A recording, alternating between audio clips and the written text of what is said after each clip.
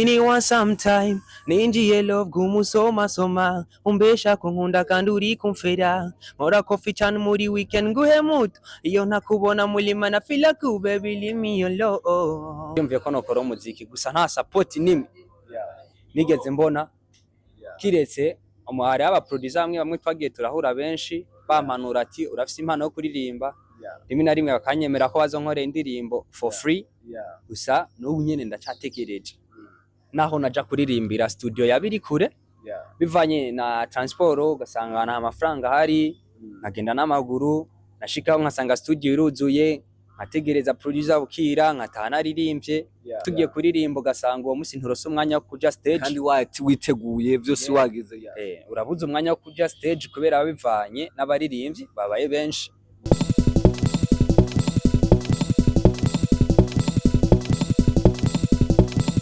Hello, my beautiful people. Hey, my name is Chibrenga Mnyamasimo from City from South. The another time ndi kumwe n'umuririmbyi abona kubwira ati buri munsi nzobona kuzanira abanyempano mu mice itandukanye hama bakatunezereza tukaganira nabo bakatubwira byinshi n'umunsi ndi kumwe na brother wanje hano. Brother ni mpore?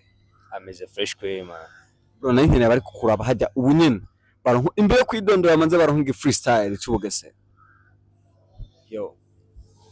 Iniwa sometime ninjiye love gumusoma soma umbesha kunkunda kandi uri kumfera nkora coffee cyane muri weekend nguhe muto iyo ntakubona mulima na feel like you baby leave me alone. Leave me alone. Nibuka cagiye turi muri bedroom usisasi sutapa nitsubikora nk'uwiza atana traumatize. Just man. Yeah brother, akazina kawitwa nde buki? My name is Six Fingers. Yeah, Six Fingers yavuye he? Nyene mu muziki tuba dufise amazina abavyeyi baduhaye gusa bivanye na industry tuba turimo ya music naragerageje kwiyumvira izina nokoresha mbona umenga and then James Inoki standard Six Finger. Yeah, Six Fingers.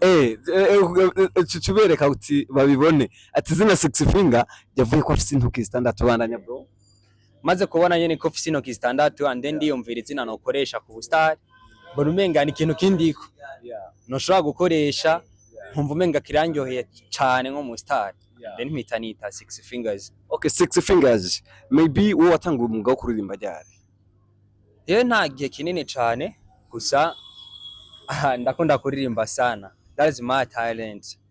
Ikintu coba cyatumye wo muririmbye cyabaye igihe?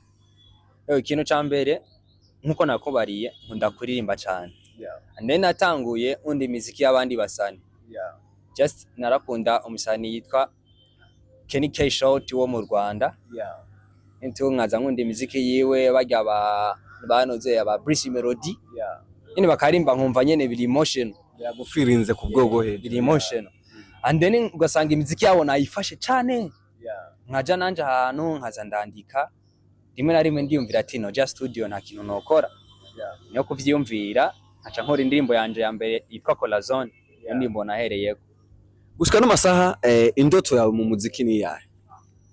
Nje ndiko nkora umuziki nk'umwuga kandi nkongera nkora umuziki nshaka amafaranga kandi shaka no gushimisha abantu nkora ibibaryohera naje ibindyohera. Six Fingers bamwe mu bantu baba baratumye winjira mu mwuga wo kuririmba bagufashe mu mugongo gitangura ego bubibuka akazina? And then je sinokubesha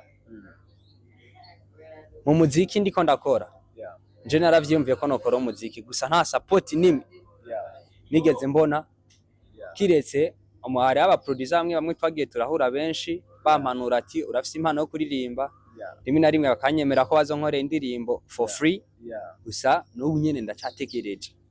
Umaze gusohora indirimbo zingana gute? Kuranda gwanje muri kino gihe mfise indirimbo zishika muri izili out ni zitatu and then nkaba mfise project nyinshi ziri nyuma tu zikiri mu gikoni. Umaze gusohora video and then na video official mfise gusa ndafise YouTube iriko visualize y'indimbo zibiri nakoze Corazon na I love you.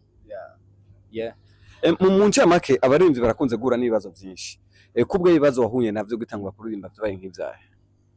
Icambere na mbere struggle nahuye nazo nuko aho je naba naho naja kuririmbira studio yabiri kure bivanye na transport ugasanga nta amafaranga hari nkagenda n'amaguru nashikaho nkasanga studio iruzuye nkategereza producer bukira nkataha naririmbye va nico kintu ca mbere niyo struggle ya mbere nahuye nayo muri music and then tukaronka n'ibirori tugiye kuririmba ugasanga uwo musi nturose umwanya wo kuja stage kandi witeguye vyose wagize urabuze umwanya wo kuja stage kubera bivanye n'abaririmbyi babaye benshi bataho babaye reka tugere kwangiza ikiganiro ariko tutararangiza nashaka ikintu kimwe gusa mu vyo umaze gukunda mu muziki kuvuga ucinjiye mu mwuga wo kuririmba.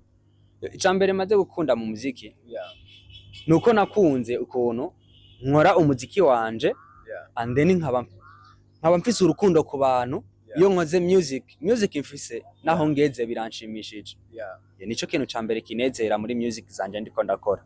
Urakoze cyane Six Fingers, maybe gushika no masaha wavuka intoki zitandatu, okay? Ntavyo uriyumvira tukabwira abantu ati giye kujya navuka intoki zitandatu nuko nzoza gukora ikintu kizoza kirenze kujya nyene ndabasumba intoki nzoze ndabasumbe n'ibindi bintu.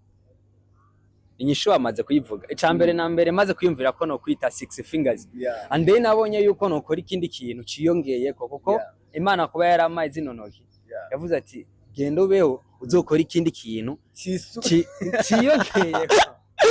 Okay, Six Fingers. They're gonna be Six Fingers. Maybe ni Jasimo from City aka Bin Laden. Chipchutan haro mwanuko. Ndiko bena Six Fingers nko Eric Buru on the TV ni butaraka na subscribe kugira ngo ibintu bigende neza. Behind the camera sema my cameraman.